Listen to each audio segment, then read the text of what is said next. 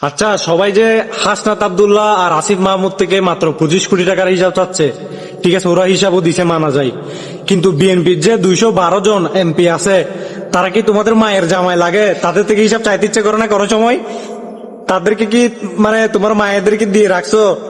তারেক রহমান যে 9 কোটি 30 লাখ টাকা কি করছে ওগুলোর হিসাব নিতে ইচ্ছে করে না? তাও তার মায়ের জামাই এতগুলো, এত এত 100 কোটি টাকা, কেউ 200 কোটি আচ্ছা, টাকা, কেউ 500 কোটি টাকা বেশি না। ঋণ নিয়ে রাখছে, তাও আবার কি নিজের ব্যক্তিগত কাজের জন্য?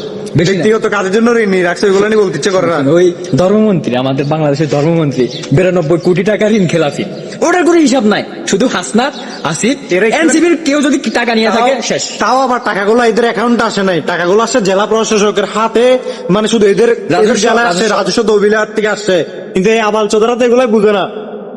আপনাদের কথার সাথে আমি একমত। আপনারা এমন সুন্দর করে কথাগুলো বলছেন, আমার কাছে খুবই ভালো লাগলো, তাই আপনাদেরকে স্ক্রিনে তুলে দিলাম।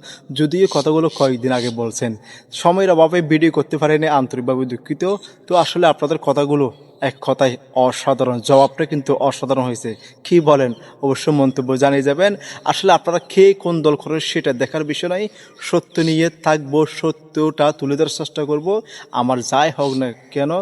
কারণ আমি জানি কুল্লি নাফসিল জায়গাতুল মত, মানুষকে একদিন মরতে হবে, ভয় ফেলে চলবে না, সত্যটা অবশ্যই তুলে ধরবো ইনশাআল্লাহ।